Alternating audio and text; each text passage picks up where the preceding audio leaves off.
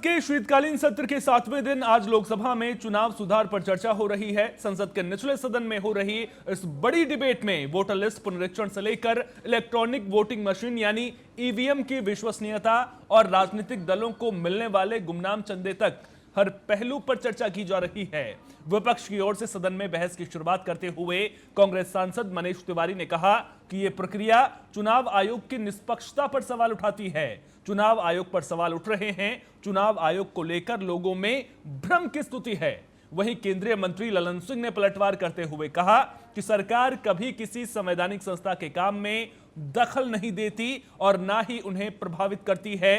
ये काम कांग्रेस करती थी। ये है कि ना संविधान में ना कानून में स्पेशल इंटेंसिव रिवीजन का कोई प्रावधान है। ये सिर्फ एक अख्तियार चुनाव आयोग को दिया गया था कि अगर किसी क्षेत्र में कोई गड़बड़ी है इलेक्टोरल रोल के साथ, कोई मतदाता सूची ठीक नहीं है, तो उसको ठीक करने के लिए for reasons to be recorded in writing and reasons to be made public, तो ही आप एसआईआर कर सकते हैं। आप पूरे बिहार के लिए एसआईआर नहीं कर सकते, आप पूरे केरल के लिए एसआईआर नहीं कर सकते, आप पूरे पश्चिम बंगाल के लिए एसआईआर नहीं कर सकते। आप एसआईआर अगर करना चाहते हैं तो हर कॉन्स्टिट्यूएंसी में, हर चुनाव क्षेत्र में अलग अलग जो आपको खामियां लगती हैं, उन खामियों को रिकॉर्ड करके इन राइटिंग उसको सार्वजनिक करके फिर आप कर सकते हैं। मैं सरकार से पूछना चाहता हूं कि कहां है वो रीजंस रिकॉर्डेड इन राइटिंग। सरकार को चुनाव आयोग से वो जो कारण है उनको अपने संज्ञान में लेकर सदन के पटल पर रखना चाहिए कि कौन सी कॉन्स्टिट्यूएंसी में, कौन सी चुनाव क्षेत्र में कहां पे गड़बड़ है, क्या कंप्लेंट चुनाव आयोग को मिली और उस कंप्लेंट के आधार पर क्या उन्होंने इंक्वायरी की। उन्होंने चर्चा प्रारंभ किया चुनाव आयोग पर।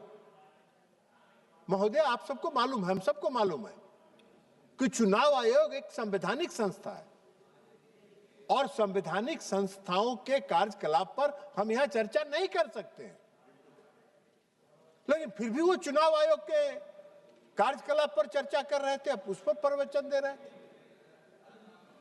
अभी नहीं है, चले गए, लेकिन हम समझते हैं, माने हमको आश्चर्य हुआ इस बात से कि मनीष जी जैसा विद्वान आदमी, पढ़ा लिखा आदमी, जिसको संविधान का पता है, वो भी चर्चा कर रहे हैं। तो इसलिए उन्होंने चुनाव आयोग के सवाल पर चर्चा किया जिसका यहां कोई गुंजाइश नहीं है। हाँ, उन्होंने कहा कि चुनाव आयोग को प्रभावित किया जाता है। चुनाव आयोग को हम लोग प्रभावित नहीं करते हैं। इस देश के प्रधानमंत्री आदरणीय नरेंद्र मोदी जी की सरकार कभी किसी संवैधानिक संस्थाओं के कार्यकलाप में कोई हस्तक्षेप नहीं करती है। आप करते थे, अरे वाह भाई वाह, आप कुछ बता दें। आप जिसके साथ गलमहियां लगाए हुए हैं, गिल साहब उदाहरण है इस देश में। गिल साहब मुख्य चुनाव आयुक्त थे और मुख्य चुनाव आयुक्त से हटते राज्यसभा में पहुंच गए और कांग्रेस सरकार में मंत्री बन गए।